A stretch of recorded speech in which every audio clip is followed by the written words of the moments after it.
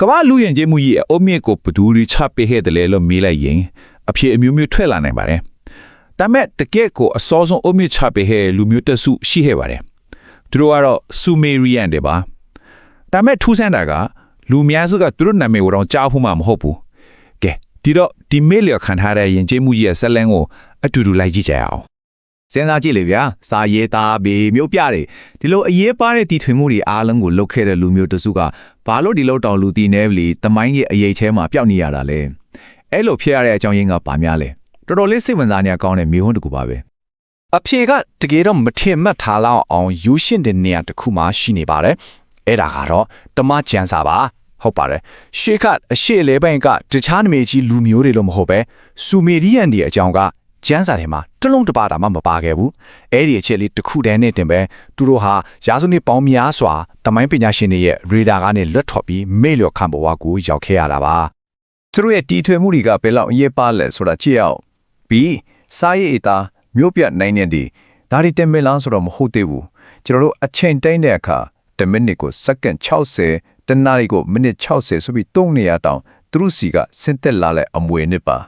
စဉ်းစားကြည့်ဒီအရာတွေသားမရှိခဲ့ရင်ကျွန်တော်တို့ရဲ့မျက်မှောက်ခေတ်လူအဖွဲ့အစည်းကဘလို့ပုံစံဖြစ်နေမလဲတော်တော်လေးကိုကြွာချသွားမှသိကြတယ်ကောင်းပြီဒါဆိုဒီတော့အမခန့်တီထွင်မှုတွေအားလုံးဘယ်နေရာမှာစတင်ခဲ့တယ်လဲနေရာကတော့ Tigris နဲ့ Euphrates မြစ်နစ်စင်ကြားကမြေဩစာထပ်တန်းတဲ့ဒေသမက်ဆိုပိုတေးမီးယားတောင်ပိုင်းမှာပါအဲ့မှာပဲလူယဉ်ကျေးမှုရဲ့ပထမဆုံးမျိုးဆက်လေးစပြီးအညောက်ပေါက်ခဲ့တာပေါ့ဒီကာလကတကယ်ကိုတိထွင်ဖန်တီးမှုတွေပေါက်ကွဲထွက်ခဲ့တဲ့အချိန်ကာလတကူပါပဲနှစ်ပေါင်းရာကဏ္ဍလောက်ပဲကြားတဲ့အချိန်တူလေးအချိန်မှာလူဖွဲ့စည်းရဲ့အခြေခံအုတ်မြစ်တွေအကုန်လုံးကိုချသွားနိုင်ခဲ့တယ်အထူးသဖြင့် BC 3000တောင်လောက်မှာအိုရမျိုးမှာပထမဆုံးစာရေးမှတ်တမ်းတွေပေါ်လာတယ်အဲ့ဒီအချိန်ကစပြီးလူသမိုင်းဟာနောက်ပြန်လဲလို့မရအောင်ပြောင်းလဲသွားခဲ့တော့တာပါပဲသူတို့ရဲ့အုပ်ချုပ်ရေးစနစ်ကလည်းတော်တော်လေးစိတ်ဝင်စားဖို့ကောင်းတယ်အာနာကိုနှစ်ချမ်းခွဲထားတဲ့ပုံစံမျိုးပေါ့တယောက်ကအာန်လို့ခေါ်တဲ့ဘာသာရေးခေါင်းဆောင်သူကဖះเจ้าမှာပဲနေပြီးနှစ်ဖះတဲ့နဲ့လူတွေကြားကအရေးကိစ္စတွေကိုတာဝန်ယူနောက်တစ်ယောက်ကကျတော့လူကားလို့ခေါ်တဲ့စစ်ဘီရင်သူကနန်းလမနေပြီးနိုင်ငံရေးနဲ့စစ်ရေးကိုကင်တွယ်တယ်ပြောရရင်တယောက်ကဘာသာရေးအာနာနောက်တစ်ယောက်ကလော်ကီအာနာအဲ့ဒီလိုအာနာခွဲဝေးမှုပုံစံကိုသူတို့ခက်ကတည်းကစခဲ့တာပါဆူမေရီယန်ရဲ့လောကကြီးတစ်ခုလုံးကိုထိန်းချုပ်လဲပတ်စေတဲ့အရာတစ်ခုရှိတယ်အဲ့ဒါကိုခေတ်စကားနဲ့ပြောရင် operating system တစ်ခုလိုပါပဲသူတို့အခေါ်အရမဲပေါ့ဒါတွေကဘာတွေလဲဆိုတော့နှစ်ဖျားတွေက6မှတ်ပေးထားတဲ့စစ်ကြောဝလာရဲ့နေရာမှာတွေစီးမင်တွေအခုတိလာကျော်လောက်ရှိတယ်ဘယံတစ်ပါးဘလို့အုပ်ချုပ်ရမယ်ဆိုတာကနေစပြီးတောင်းရသမားတယောက်တောင်းကိုဘလို့ရရမလဲဆိုတဲ့အထိအသေးစိတ်ကအစအားလုံးကိုဒီမဲတွေကထိန်းချုပ်ထားတာပါသူတို့တော့ဒါဟာလောကကြီးရဲ့အခြေခံကုတ်တွေပါပဲကဲသူတို့ရဲ့တီထွင်မှုတွေနဲ့အုပ်ချုပ်ရေးစနစ်တွေအကြောင်းပြောပြပြီဆိုတာအခုသူတို့ရဲ့ယဉ်ကျေးမှုနဲ့အသွေးခေါ်ပိုင်းကိုနည်းနည်းလောက်စက်ကြည့်ကြရအောင်သူတို့ရဲ့နှဖျားတွေသူရဲ့ဟောင်းပုံပြန်တွေဥပဒေတွေကသူတို့ဘယ်လိုတွေးခေါ်ဘယ်လိုယုံကြည်ကြတယ်ဆိုတာကိုအများကြီးပြောပြနေပါတယ်ကမ္ဘာရှေးချောင်းဆောင်စာပေတဲ့ထက်ကတခုခေတ်တဲ့ဂေဂါမက်စ်သူရဲ့ကောင်းပွဲမှာအစာပြူထားတာဒီလိုပါသူရဲ့ကောင်းဂေဂါမက်စ်ဟာအတာမန်ဘဝနဲ့မကျေနပ်ပဲသူ့နံပဲကိုတမိုင်းမှာထာရတွင်ကြံရစ်စေဖို့အတွက်အန်ဒီရဲ့များလာတဲ့တစ်စီတာပင်တော်ကြီးစီကိုခီးထွက်ခဲ့ပါတယ်သူခီးရထွက်ထိတ်ကတော့တစ်တော်စောင့်တဲ့မိစာကြီးဟူဝါဝါနဲ့ရင်ဆိုင်တွေ့တဲ့ခါမှာပါဒီနေရာမှာဂေဂါမစ်ကကျန်တဲ့ခွန်အားကိုပဲအားမကိုဘူးသူကညံကိုတုံးတယ်ဟူဝါဝါကိုလှည့်စားပြီးသူ့ရဲ့အကာအကွယ်ပေးထားတဲ့ထံကိုးတွေကိုစွန့်လွတ်အောင်လုပ်နိုင်ခဲ့တယ်ဒါကခွန်အားထိတ်ဉာဏ်ပညာကပိုပြီးအစွမ်းထက်နိုင်တဲ့ဆိုတဲ့သင်ခန်းစာတစ်ခုပါပဲဒါပေမဲ့ဒီဇလိုင်းရဲ့အဆုံးသက်ကတကယ်ကိုလေးနေတဲ့သင်ခန်းစာတစ်ခုကိုပေးပါတယ်အောင်ပွဲခံပြီးတဲ့နောက်မှာနဖယားအန်လီဂီလ်ဂါမက်စ်ကိုပြောတယ်ဟုတ်တယ်မင်းရဲ့နာမည်ကသူရဲ့ကောင်းတယောက်အနေနဲ့တမိုင်းမှာထာဝရချန်ခဲ့လိမ့်မယ်ဒါပေမဲ့မင်းကလူသားတယောက်ဖြစ်တဲ့အတွက်ထာဝရအသက်ကိုတော့ဘယ်တော့မှရနိုင်မှာမဟုတ်ဘူးတဲ့လူသားတွေရဲ့အဆုံးမရှိတဲ့ရည်မှန်းချက်တွေနဲ့ရှောင်လွဲလို့မရတဲ့ဒေချင်းတရာ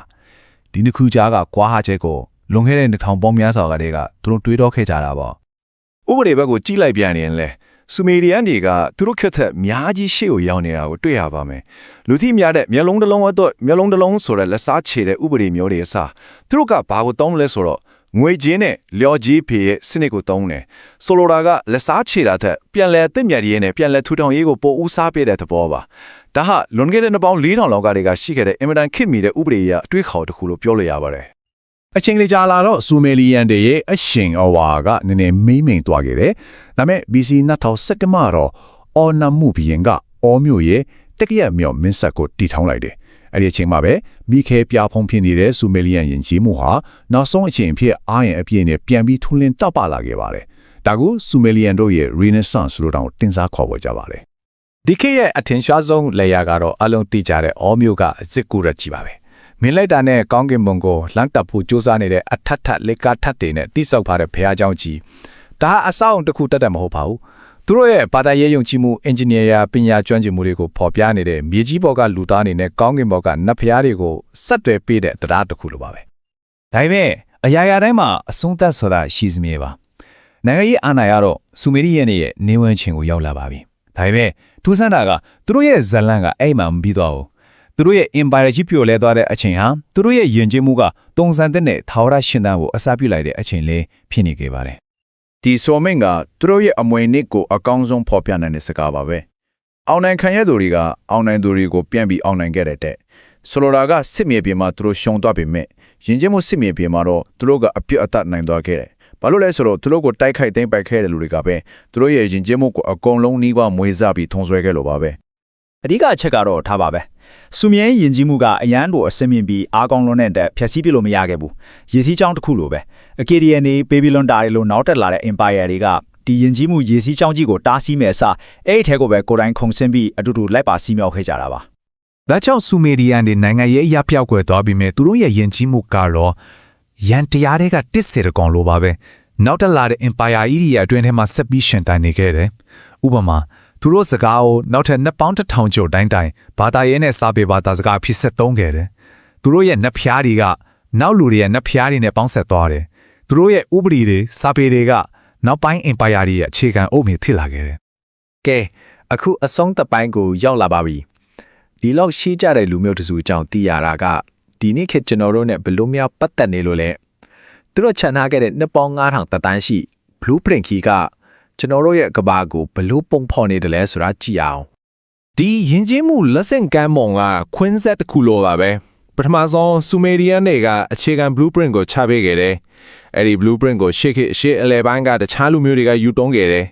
အဲ့ဒီကနေတစ်ဆင့် green နဲ့ရောမယဉ်ကျေးမှုတွေပေါ်လွှမ်းမိုးမှုတွေရှိခဲ့ပြန်ရောနောက်ဆုံးမှာတော့အဲ့ဒီအမွေအနှစ်တွေအားလုံးဟာအနောက်တိုင်းယဉ်ကျေးမှုရဲ့အခြေခံအုတ်မြစ်တွေဖြစ်လာခဲ့တာပါဒါကြောင့်အနောက်တိုင်းယဉ်ကျေးမှုရဲ့မူလအစကိုနားလည်ခြင်းရင်ဂရိနဲ့ယောမမှာယက်နီလို့မရတော့ဘူးအဲ့ဒီထက်ပိုပြီးနောက်ကိုပြန်သွားဖို့ပိုပြီးနက်နက်ရှိုင်းရှိုင်းတူးဆော်ကြည့်ဖို့လိုပါတယ်တကယ်အရင်မြင့်အထိလိုက်သွားလိုက်ရင်လူယဉ်ကျေးမှုရဲ့ပထမဆုံးအုတ်မြစ်တွေကိုချပြခဲ့တဲ့ရှေးခေတ်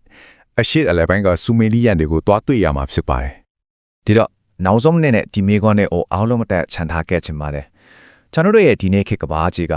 လွန်ခဲ့တဲ့နှစ်ပေါင်း9000ကဆူမေရီယန်တွေရေးဆွဲခဲ့တဲ့အဲ့ဒီ blueprint ပေါ်မှာဘယ်တိုင်းတာတိဆက်ပြီးလေးဘက်နေသေးတယ်လဲ